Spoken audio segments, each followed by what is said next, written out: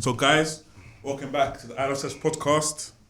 We've got the man himself, Jay Baisden. Before I start this one, Yes. this has been pending for what? Nearly 2 years.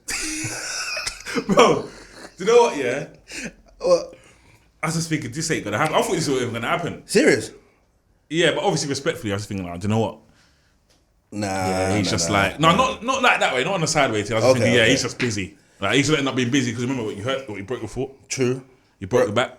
I didn't break my back. That's some Tyson business. Okay, cool. Nah, obviously, a couple injuries here and there, but had to take a minute out. But Yeah. we're back.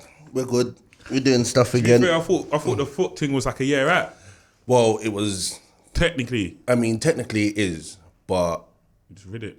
I'm still with it. I'm still working with it. Bare remedies. You know how it goes. Natural remedies, Got to yeah. do your home, your home physio, natural remedies. Yeah. Do your bits and pieces. But I mean, it still plays up on me. But Yeah, once these little tweaks, innit? yeah, it's cool.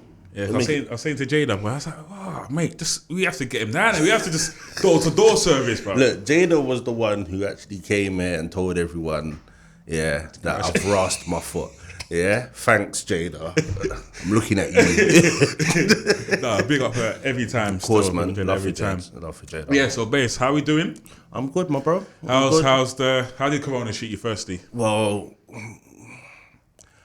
I'm looking at you in your face again, Corona. I can't stand you. But at the same time, Corona gave me time to do other things and focus on other things that I wouldn't really be able to on a norm. You know what I mean? Yeah. So I look at it as, you could say, a blessing in disguise, because it gives opportunity. Like I said, it gave me opportunity to do things that I wouldn't really have had time to do. So focus on the business with the food, try and master a couple of my other crafts and so on and so forth. So, yeah.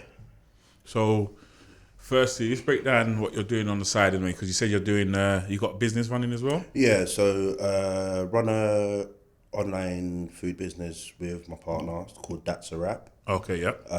Where we've got Caribbean cuisine as well as other cuisine. So, do a bit of like American cuisine and so on and so forth as well.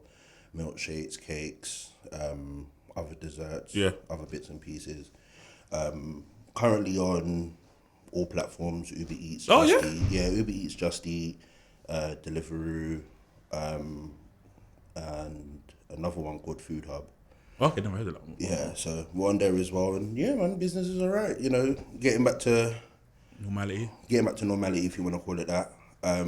But in regards to what Corona did for that, beautiful. Yeah, because literally, innit? It's just deliveries, innit? Beautiful, you know what I mean? Closed, So innit? obviously, because remember there was a time where people couldn't go out to eat and all them kind of things there. People still want to eat regardless, you know what I mean? So yeah, it gave us an opportunity to expand. Yeah.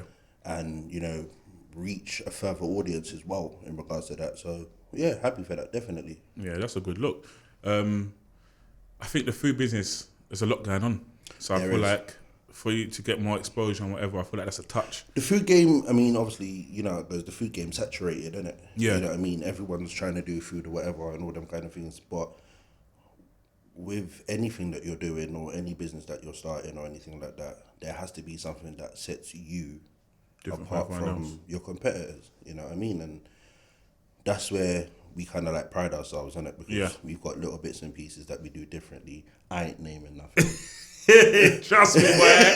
So I'm going to steal your movement, boy. But look, it's only right to promote the business first, because obviously the energy and the love's been different. Like, it's always been real from the first time we spoke. From getting you get me? Even when I see you out the other day, like, you get me? Come on, I have to come and say to you, I have to come and say to you, you know what, my bro, I know you've been meaning to do this, like, apologies, but we're going to get this respect done. That fully. And now we're here, you know what I mean? So let's jump on the journey now.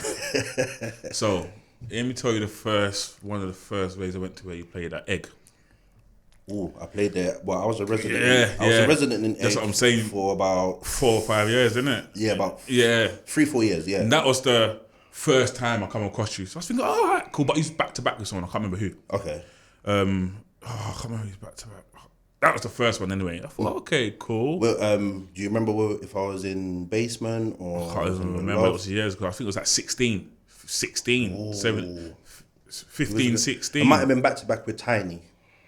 Okay. Might have been back to back with my boy Tiny Terrawe.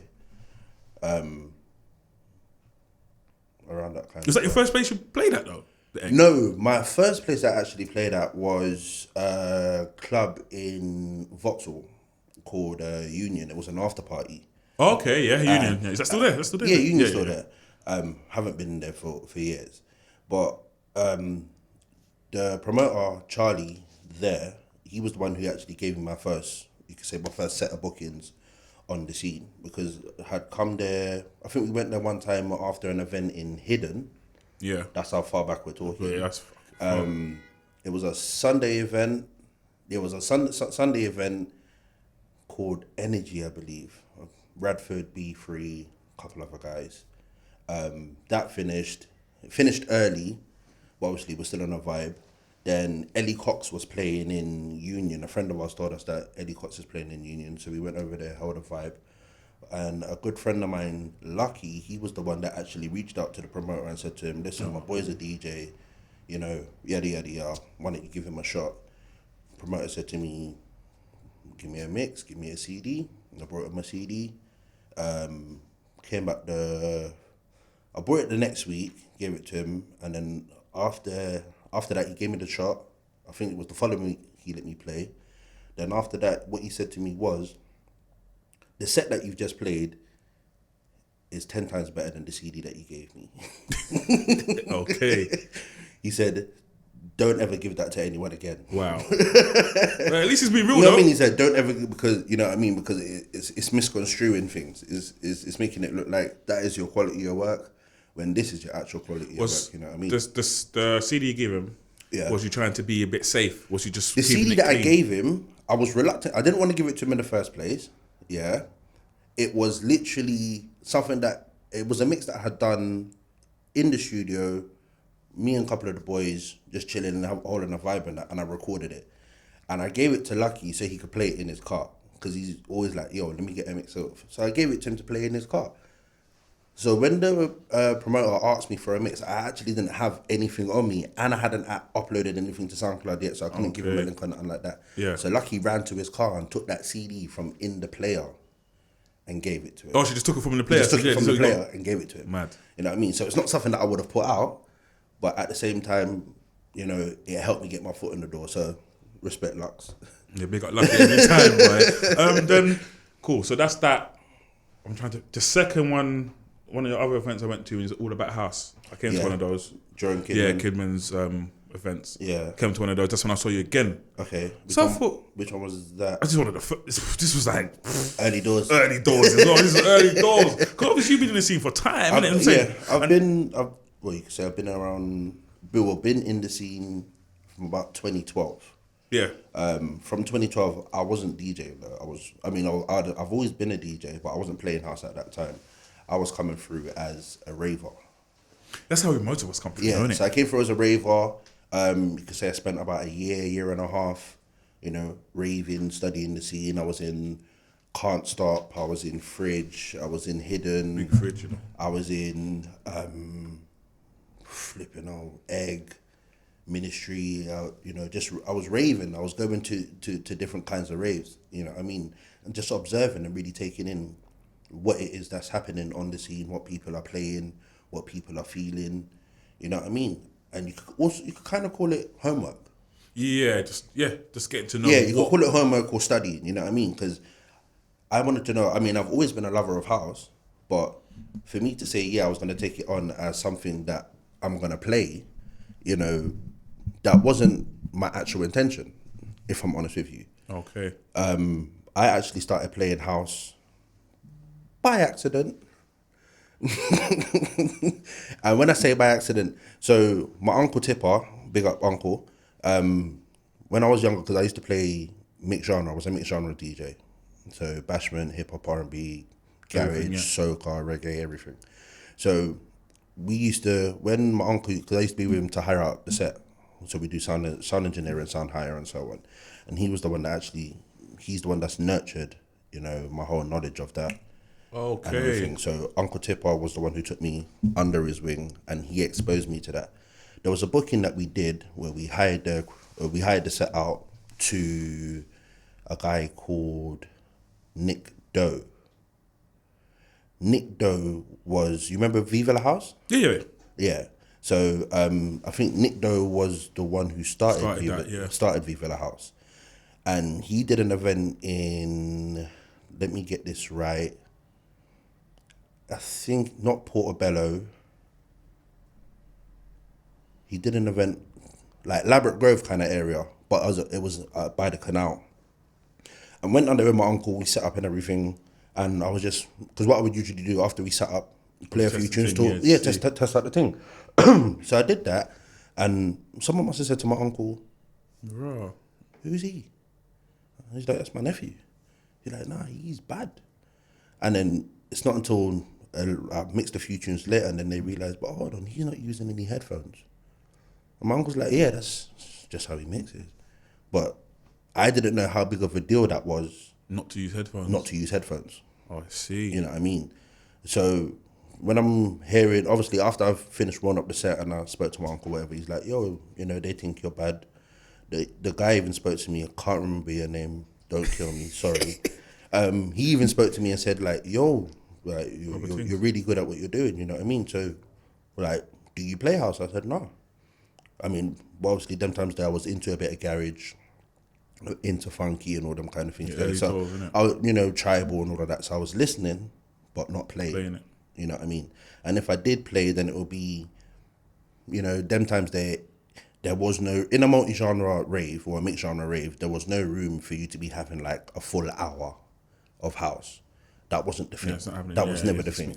You would get like a little half an hour or something like that. So if I did play any, then it would be that. Or what I would do is I would incorporate funky rhythms or house rhythms or whatever in the middle of my set while I'm mixing other genres. So I would mix it with bashment, I mix it with hip hop, R&B, slow jams, whatever. You know what I mean? I've been doing that from a very young age. So to be then told, you know what, you should take this a bit more serious. You've got something. I said, all right, cool. So I started to play a bit more. I started to hunt a bit more for the music. You know what I mean? Them times that's when there was a website, because we're talking... Back. Yeah, back. Like before LimeWire? There was a website called... Before LimeWire, yeah? Yeah. No, LimeWire was about them times there. LimeWire, BearShare, SoulSeek. I said BearShare. Yeah. LimeWire, BearShare, SoulSeek. But there was... I think this was, you could say, the first website that I encountered that you had to buy music from, and that was ukfunky.com. I don't know about that. Yeah? I don't know. You would catch like a lot of the UK man. So Rosca, Pioneer, Footloose was on there. You've got Hard House Banton, all them. So basically all the tracks from the UK funky scene, if you wanted them, that was an outlet where you could get them from. This is before Beatport and all of that. This is before Beatport and all of that, you know what I mean? So if I wanted certain, so this way someone told me, take a look through there. And then not only that, a good friend of mine, Bad Andrew, big up my bro, he would then, I'll ask him like, bro, like where can I get certain rhythms and whatever. And he would show me, well, yeah, you could get rhythms from here, or get rhythms from here, and so on and so forth. Or he would even give me a couple rhythms. Yeah. You know what I mean? And then that's where you could say the journey started with that. But if I'm honest with you, if we skip back past all of that, prior to all of that, the main reason that I have a love for house is because of my Uncle Kevin. He was the one that actually had because he's a garage man, but he had a CD, it was a compilation called Locked On 95, and it had Roy Davis Jr., Gabrielle on there. And when I heard that track, I was like, what is this? All the other tracks are not on the CD, yeah, cool, whatever, but there was just something about that really... Took you? I gravitated towards it, you know what I mean? And yeah, so from that moment there, from my uncle exposing me, to me teething his CD... yeah, to even forgetting that I had it in the shopping bag, put that bag in the freezer, I was looking for the CD for the longest, couldn't find it, went in the freezer to go in the bag that I think there the CDs inside there. Frozen and So that. yeah, it's all of that is part of my journey. You know what I mean? All of that is how I initially got into it, to how I stayed in it, to how I got exposed to, you know, the actual, you could say, industry itself, or the house side of the industry, if you know what I mean. Yeah. Because I'm not gonna lie, before I just used to think it was noise. Yeah, it's deeper than that. Because even I used to, well, even I just thought it was just noise, but mate, You know what I mean? I used to think it was a bag of noise. I'm not gonna lie to you, but it's mad that I used to think that house was noise, but you would catch me listening to grime. So how can I consider grime? No, it's true. How can I consider grime all right, but think that house was noise? Noise, yeah. Yeah, I feel like everyone's come through that stage. I used There to you think, go. what? I used to go to the house phase. Yeah, I used to stand up there. But obviously, all the older lot used to listen to house, and so I didn't know. I went on their level, in their dimension, in it. So they're just like, yeah, come, and I'm just standing there thinking, it's noise. Then it's like, I don't even know. I think I must have went to I went to Fire anyway. You know how it goes. I went to one Fire rave. I can't remember what it was. Magna Carta. Okay, yeah. I went to a Magna Carta. Magna used to be big. And I thought, raw. It's different. Yeah, I don't know what happened that day. You get me?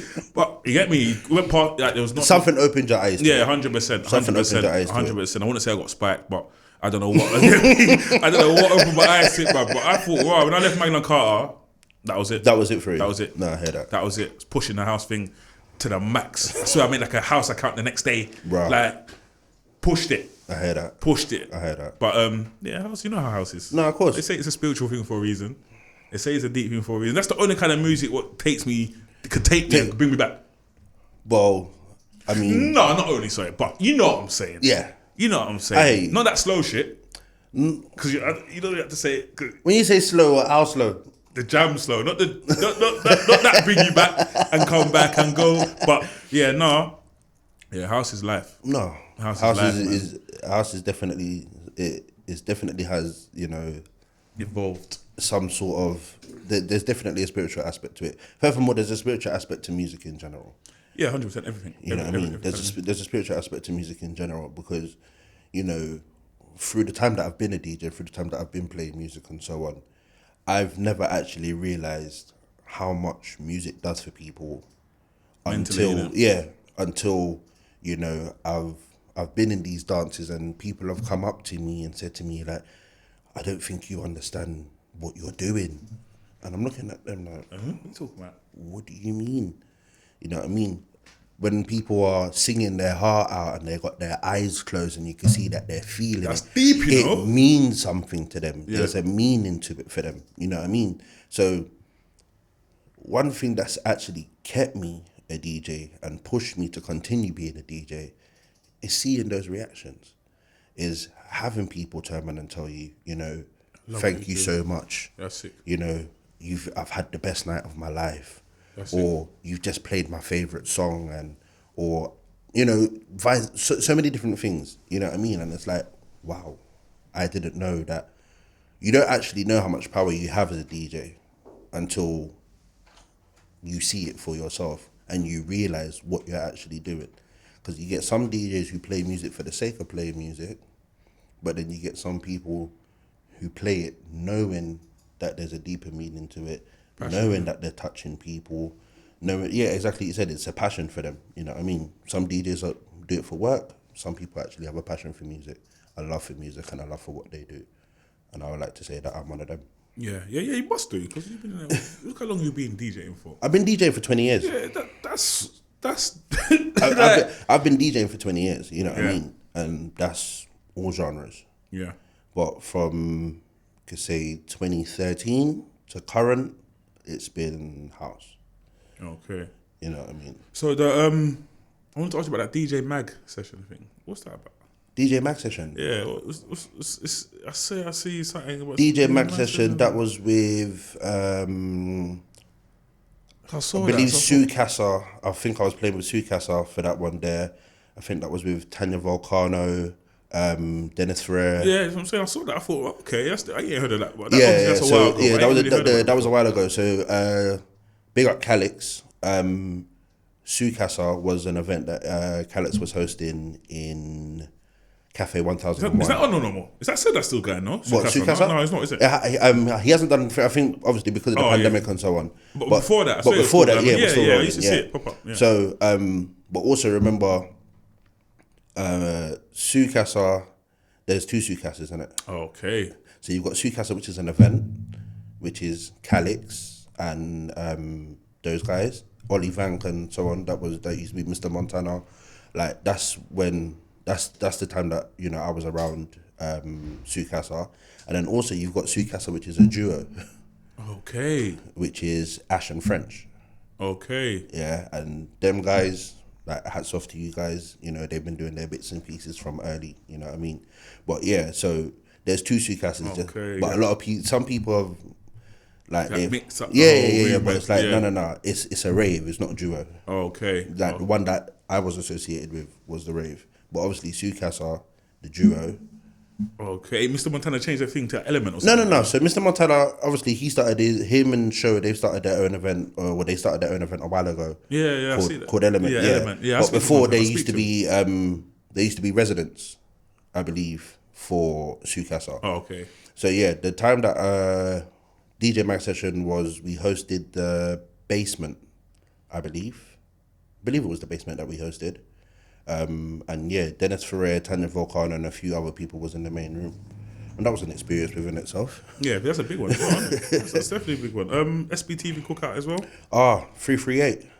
Big shout out to Jamal, my bro. I've known Jamal for years. Like, good amount of time. Yeah, come through. And, hats off to him. He's always trying to give people an opportunity and a platform in order for their skills to be showcased and for people to get to see what it is that they're doing. You know what I mean? So he reached out to me and he said to me, like, bro, I would like you to play for my SBTV cookout at 338. And I humbly accepted. I'm not gonna turn that down. Yeah, you have to. You have to. That's a big one as well. Yeah. So, what's your best event you've played at? What would you say is your best? Like where you shut down the whole thing. Crowds just like, all right. That one is hard because you've played that so much. Like when I'm going through your whole CV, I see everything. If I go through it all now, you'd be like, seriously, like I've got it all down. I've got that was a hard. So I'm saying one. You feel like it's too much going on. It's actually a hard one because I think maybe. It may have been one of my early bookings, like real early bookings, where I played in Rotterdam. Oh yeah? Yeah, I played in Rotterdam. It was around Rotterdam Carnival time. So we left over here, went over there, and at the after party, it's funny, Dennis Ferrer was actually the headliner for the after party, and at that time, Hey Hey had just been released. Okay, yeah. So that was when Hey Hey had just been released. So obviously, for me and I followed after him, like I continued after his set. So I think for me for him to hand over to me was an experience in itself. 100%. I mean, I don't want to say that it was my favorite, but it's one of my most memorable. Just for the fact of, being able to take over from Dennis, keep it going, keep it rolling, and then for him to then, commend me and say, nice. Yeah, nice. You done the job. Thanks.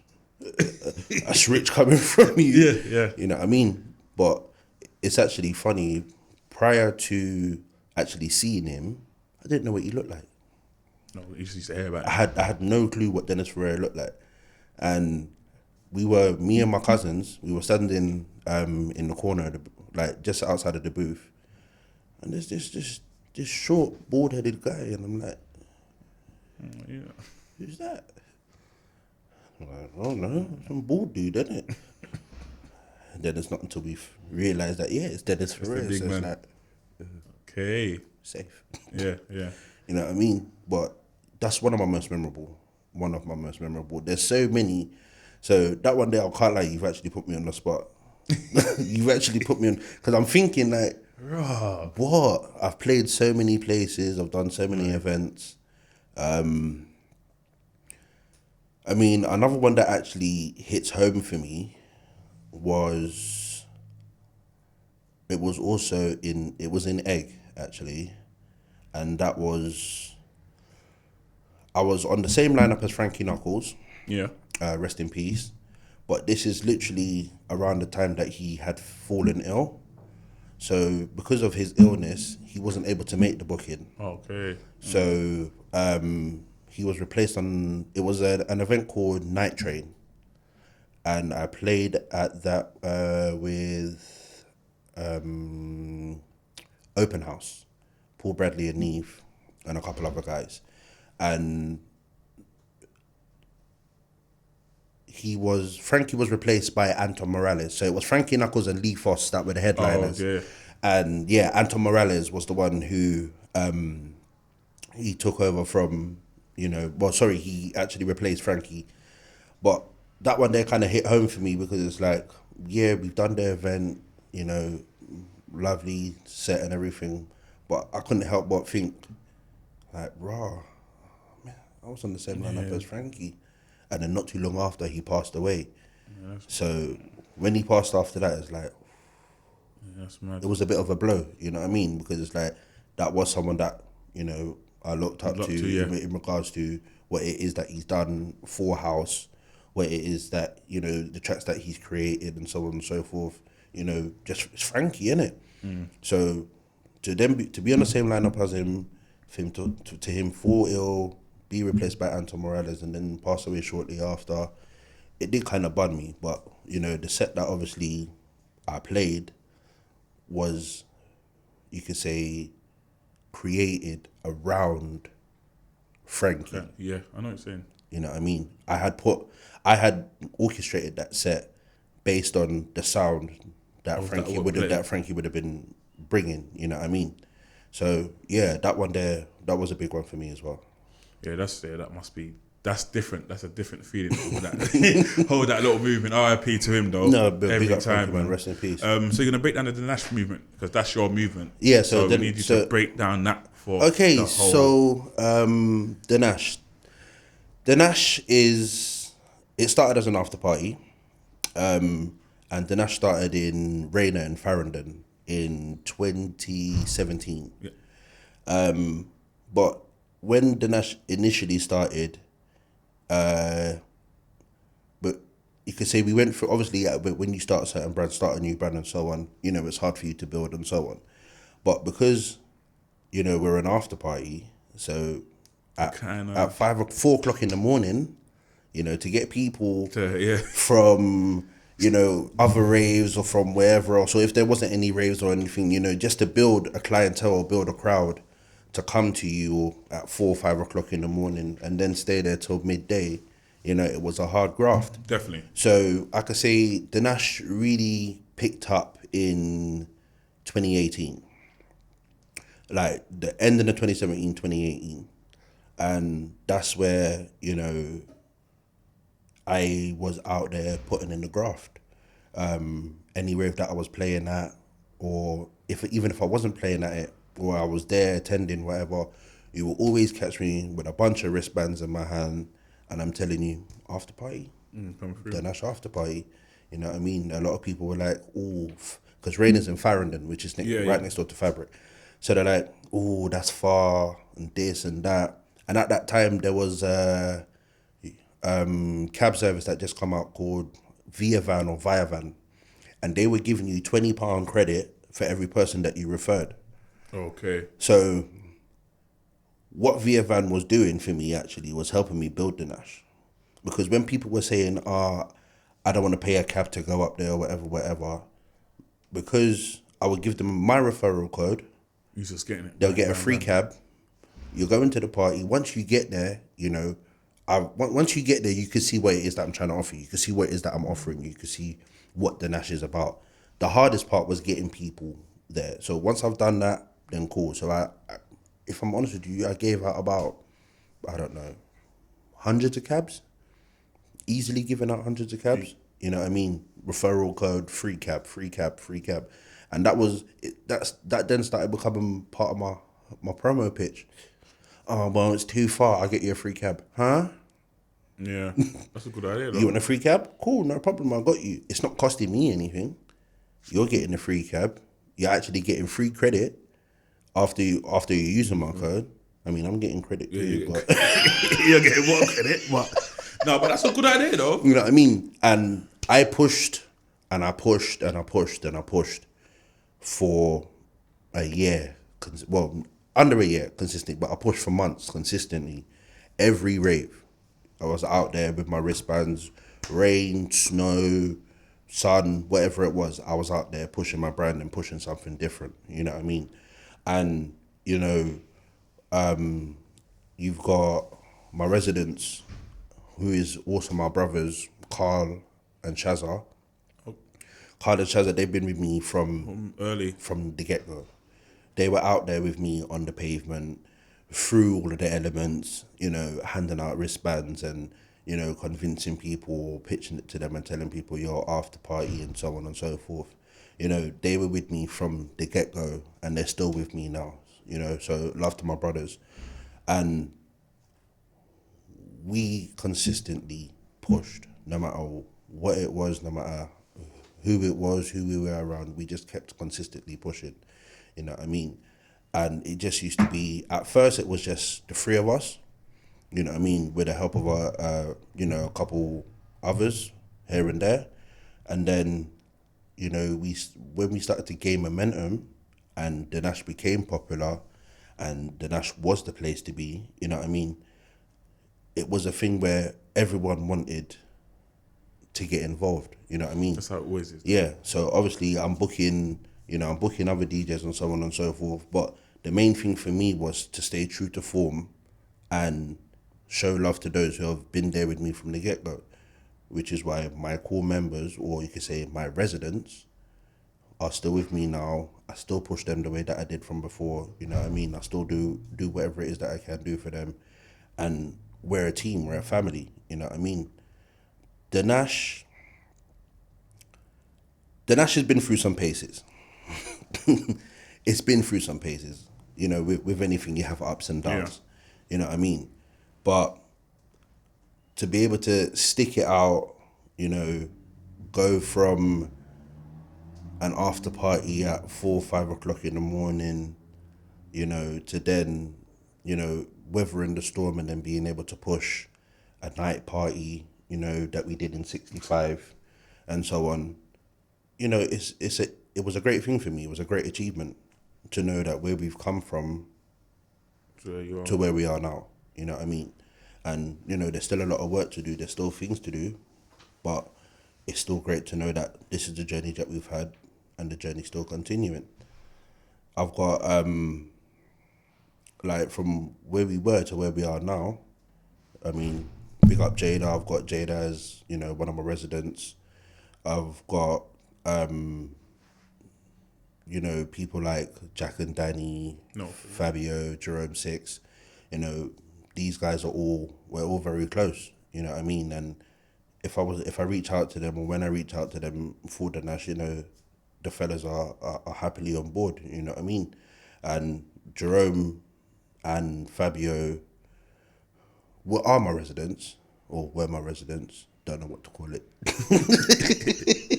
Because obviously we haven't done anything for a while, you know what I mean?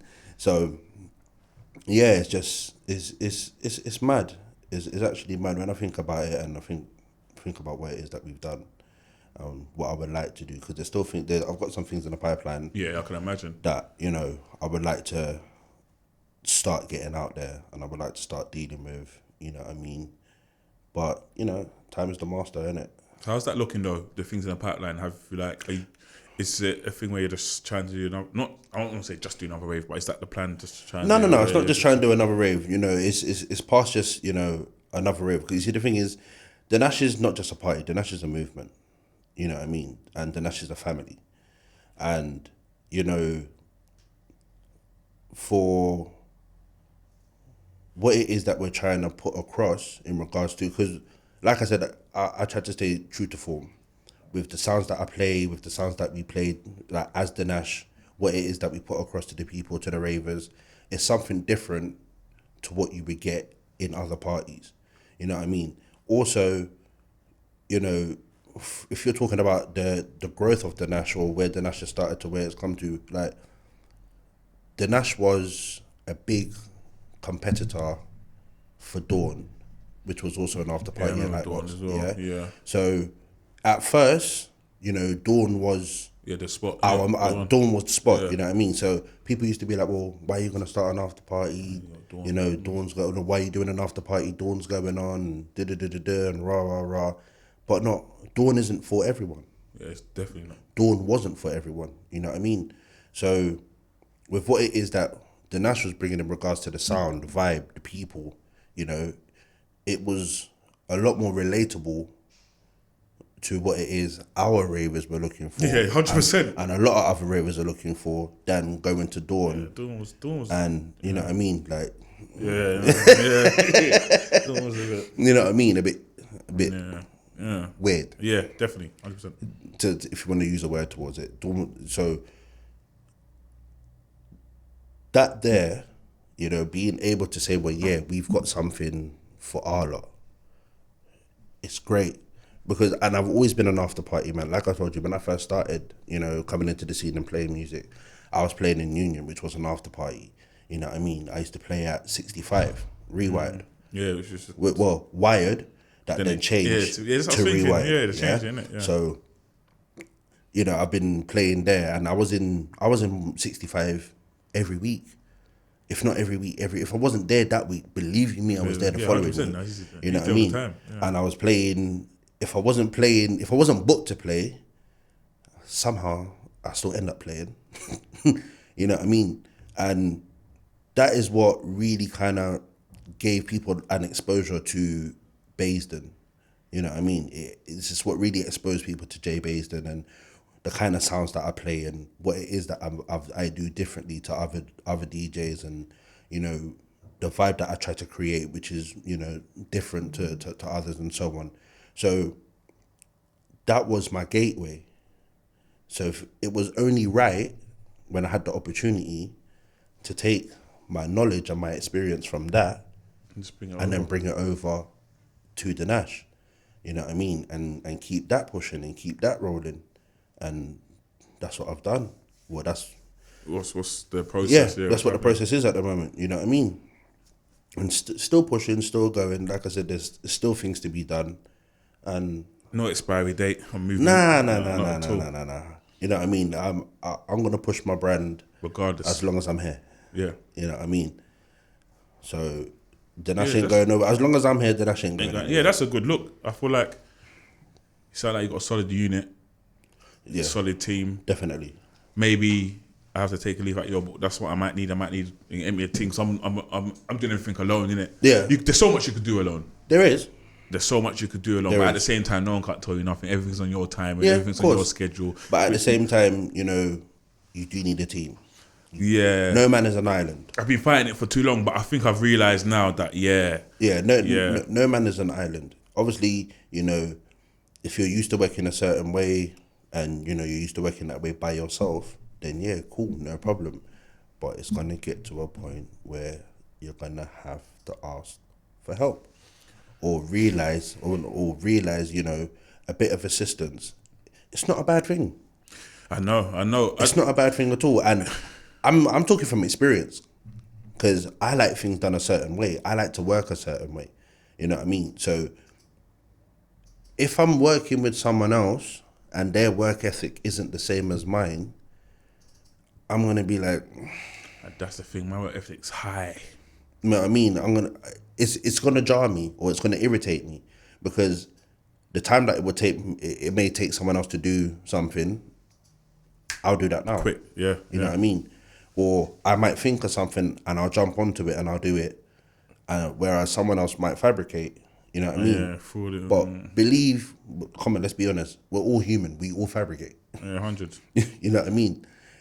Some more than others, but we all fabricate. You know what I mean? Fabricate's that's a strong word, man. I won't say fabricate. I said 100, but nah, not fabricate. You might just what? Give it a little extra spice, but I won't say fabricate because that's No, so when I say fabricate, yeah, I mean like we are, innit? You know what I mean? We're a bit slower to do what it is that some people would move a bit slower to do what it is. Okay, I get what you're saying. Yeah, so maybe fabricate wasn't the right word for me to use there. But, you know, some people, they'll have an idea and they'll jump straight on it. Whereas others will have that idea and maybe they don't have the confidence to go for it straight away. Or there is something that's stopping them. Like, something which is up there stopping them from, you know, going ahead and just biting the bullet and doing what you're doing. It's, you know, this as well, sorry to cut you. It's like, obviously I speak to a lot of people, a lot of DJs, whatever. And I just feel like maybe, because think about it, if I needed your help, that means I'm going to have to tell you what I'm going to do. And I feel like I don't want that person to try and run with it because they can run with it, but that do it in a sideways thing where it's because it's not that it's happened to me, but you've seen it. It's like it's and it's a known thing. Yeah, and it's been remixed, innit? Yeah, do you know what I mean? Yeah, but I'm just like, raw, alright, cool, but it just might be me. But I don't want to be that guy where it's like I keep looking at things like, no, that's me, because that's how it could happen, and I'm not even like that, innit? But I just know, like certain things, I'll be like, raw. Because I swear, but it might just be me, but trust me. Well, remember, like I said to you in the beginning about the business, yeah, when you're starting anything or when you're doing anything, you have to have something that sets you apart from your competitors. So even if, let's just say, someone did get the blueprint, or a piece of the blueprint, if you want to call it that, yeah, they're not necessarily going to execute it the way that you would. So if they're not going to execute it, because remember the blueprint that you've put or the blueprint that you've set up is for the way that you would do it and for the way that you would execute it. So if it's not being executed in that manner, you're not going to have the same effect. So once you know that, you know, you're safe and you're secure with what it is that you're doing, then, you know, you could kind of get past that and say, well, you know what? Even if you did want to try and do a side thing, let's just say someone did, you know, the person that you're asking, reaching out to for help, even if they did want to do something because of, you know, something crooked or something, you know, side or whatever, you can't execute it the way that I would. So you won't have the same effect, or you won't have the same, you know, you won't get the same response that I would because of the way that I was going to do it compared to the way that you're doing it. And remember, you're doing it under the quiet. You have to do it under the quiet because you've stolen it. This is mine. This is mine now. Facts. So if it's mine, if it's yours or mine or whatever, however it is that you want to look at it, if you are the one who's come out with that idea or if you've come up with it, whatever it is, people could try and take it from you because that's just what happens. But they're not going to execute it the same way you would. Because even like how even this started, it was like kind of like me, someone else, and whatever, and like it was breaking it down, and obviously I was breaking it down to the person like, yeah, I'm going to plan on doing it like that, like this, like that, like that. And I thought, oh, do I really need someone else to really chat to anyone else, whatever? But I've done told the blueprint, but this is when I didn't know nothing, innit? So I've done pushed my blueprint already now, innit? So it's like, so I'm like, yeah, I'm going to start this and that and start adding that and that. Then obviously I've kind of went quiet on the person, whatever, just like thinking, nah, bang, a week later, like most of the stuff I'm saying is out there. They're doing online, adding this, adding that, doing that. I'm thinking, but that person wasn't doing that before I pushed that to them. They weren't doing none of that. And I thought, oh shit, this is how it really, really is. See, rule number one, you got to keep your cards close to your chest. I know now. Trust me. I know. You get me? But it's not even, it's literally with anything. You see anything that you're trying to do, yeah, you need to keep your cards close to your chest. Because you never know. But I'm coming with good intentions. I'm coming with, like, we could both chop and eat. Of course. But remember, you're the one who's coming with the good intentions. However, the person who is receiving it may not have the same intentions that you do, bro.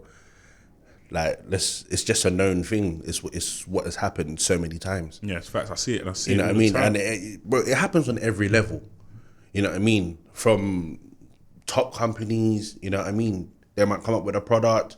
Then you get the competitor coming out with something different, but they might call it something, but that one does this and that one doesn't, and da-da-da. It's just how it goes. You know what I mean?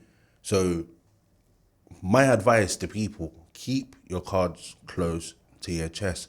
Don't talk. Don't tell nobody nothing.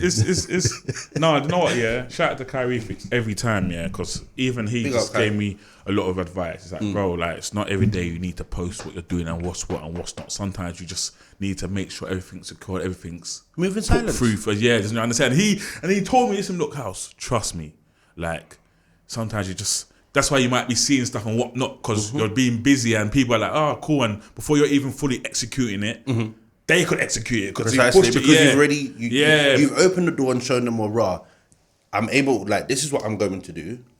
So people are like, oh, yeah, so they're actually, yeah, I didn't know them. Okay, let me give them a shot. Trust me. You know what I mean? Keep your cards close to your chest. Trust me. So because you don't know who. Facts. You don't know who's who. You don't know what's what. Facts. You don't know what people are trying to do. You know what I mean? And that's my advice. That advice was given to me by my parents, by my dad, by my mum, my older sisters. You know what I mean? They've always told me, do what you're doing. You don't need to tell people what you're doing. Keep your mouth closed. Keep your mouth closed. Yeah. Facts. Do what you're doing. Facts. Come on, like, there's a lot of men out here who, you know, they say they're doing this and they say they're doing that, and they want to post things on Insta or post things on socials and all them kind of things there. And then what happens is you'll see it go quiet after a while. Why is it going quiet? Because all the talk that you were running didn't come to fruition. It didn't materialize. You were just being a gas bag. Just being busy. You know what I mean? So if you're just being what was the whole point of that? It's like a kind of like a, you know, you're faking it till it actually materializes. Don't do that. Put it out there when you know it's secure and it's going to materialize. But do you reckon it's just excitement that you thinking to yourself it is going to materialize? As to why you're like just posting, I call it posting the stages. Yeah. So, does that make sense what I'm saying? Yeah, so I hear what you're saying, but it can be excitement. Well, yeah, it is excitement, but it can be seen as excitement to an extent, depending on what it is, or it can be misconstrued as gassing. You know what I mean? So, you know, yeah, you're excited and you just want to share your journey, but other people might look at it and like, oh, brother, you're gas. Like, why are you... Yeah, like, why are you... Yeah, alright, yeah, cool. You know what I mean? So, yeah, that's just how I've always moved with certain things. You know what I mean? I mean, if you are telling someone something, or if you are sharing that with something, or with someone, make sure it's within your circle. Make sure it's just within your people. But even then, you don't say everything. Facts. You got to hold something back for yourself. 100%. You know what I mean? I could give you the recipe for something, but I'm gonna leave out a couple of ingredients. No, facts. Look, obviously, like on my journey, I've learned a lot. I know you've learned a lot. I know you've seen a lot. I know you've been through a lot. Definitely. And I know it's definitely made you the man you are today. Definitely. Do you know what I mean? So, I know from what I could see, you don't take that for granted. Do you know what I mean? I try not to. Yeah, I mean, we're human, so it's very easy to do that. But I try my hardest not to. Yeah. You know what I mean? I like to give thanks for what it is that I've got, what it is that I've been through, you know what I mean? And what it is that, you know, I'm still yet to achieve. Yeah. I give thanks daily. I have to give thanks. I give thanks for the people around me. I give thanks for my team, for my family. Because like you said, these are the things that help shape me. And I take that and I would apply that to whatever it is that I'm doing. You know what I mean? I like to see myself as a clean-hearted person. You know what I mean? So the same knowledge that I have, I'm not scared to share it. And I'm not tight to share it. However, I need to know that there is a certain level of respect and understanding before I do that. Which takes me back. You don't have to say everything that you're doing. To keep it quiet. Yeah, I respect that. Facts. You know It's all facts that you're spitting, though. You know what I mean? You don't have to tell everyone. And what it is, not just that, but you see when you're doing what you're doing in silence, when you move in silence, and then you put the finished product out there, it's so much sweeter. Because the whole time that people were sitting there thinking that you're doing nothing, well, look. It's in the pipeline. Trust me. Look, this is what I was doing. I didn't tell you what I was doing, but here it is. You know what I mean? So now that you see it, you haven't really got anything to say. And if you do say anything, 9 times out of 10 is hate. Yeah, 9.5. You get me? No, facts. You know what, yeah? All facts. Nothing but facts. Like, it's like, literally, and I'm not, I don't ever like, I don't try to move like I'm bigger than anyone or I'm better than anyone in that sort of aspect. That's not me, you know what I mean? I've grown up the way that I've grown up. I've had my life experiences, and I am who I am, you know what I mean? But life is a living journey, innit? You know what I mean? Like, it's a thing where it's a big lesson. Life is one big lesson. So no matter what, you're always going to learn something new. Yeah. As long as you're open to learning something new. You know what I mean? A lot of people like to think that they know they've got it and they don't want to hear nothing. Definitely in this household, boy. I learn new things every hour. Every hour, mate. But I still learn. I'm still learning things myself, my bro. You know what I mean? Like, I'm still learning things, even in regards to, you know, it could be mixing, it could be, you know, promoting, hosting an event, anything like that. I'm still learning things. I'm not I'm not gonna say that, you know, I'm a professional and I'm a know-it-all, because there's certain things where it's like, well, how the backside am I gonna do this? You know what I mean? Or what is the best way to approach this? And I'll still reach out and I'll ask someone. But the thing with me is, I'm very funny with who I'm reaching out to. That's the thing. And the person that the people that I would reach out to are people who, you've got their experience already. You know what I mean? You've been through this already. And not only that, you know, you're genuine enough for me to then turn around and say to you, you know, X, Y, Z, what do you think I should do about it? And with the interval, with whatever it is that I'm telling you, you've already been through that. So it's not like it's something for you to then to take and run with it. You know what I mean? Yeah. I'm just asking you, what do you think?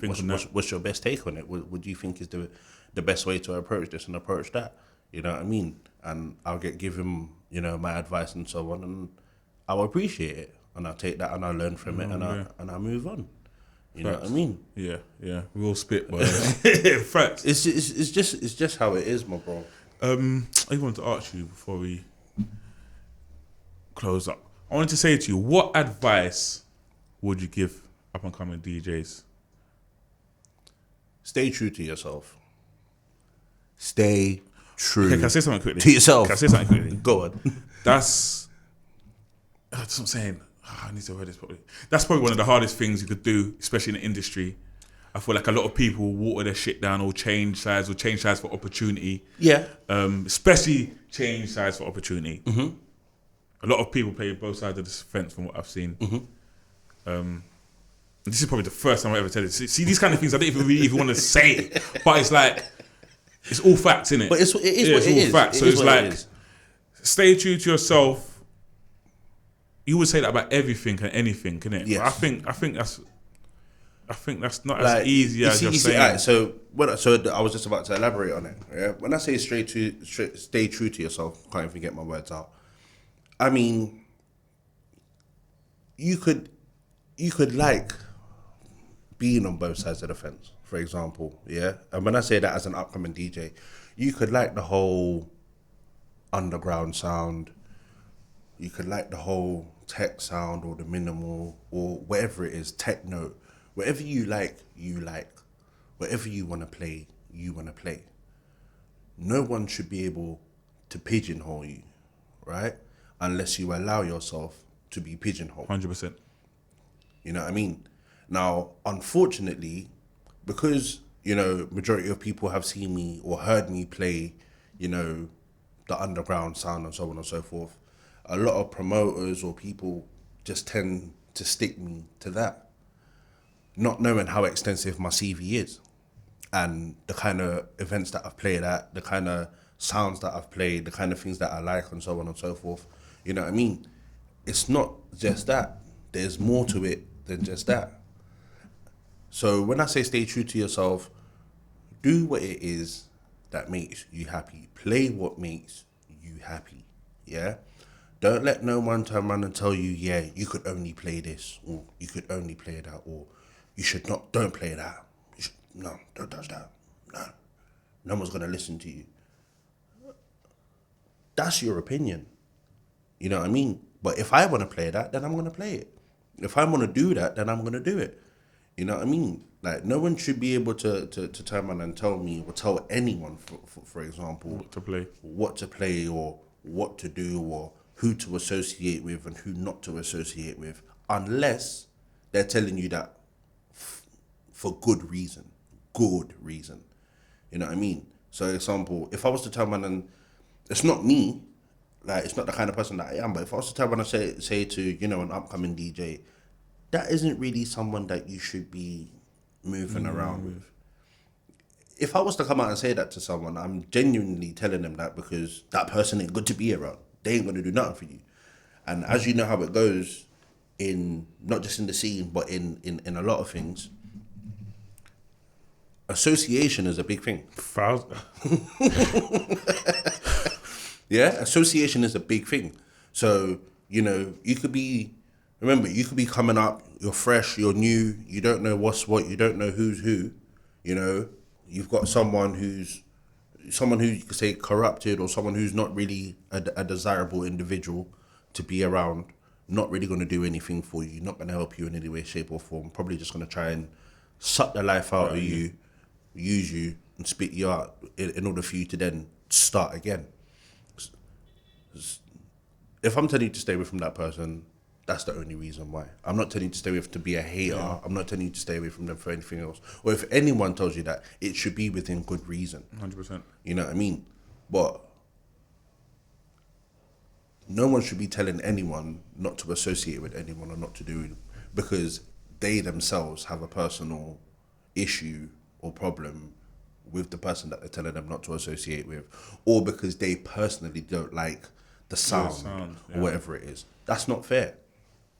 Because let's just say I'm feeling it or the person's feeling it, but you're telling me that I can't do it because if I do that, I'm not going to get anywhere, then that's disheartening.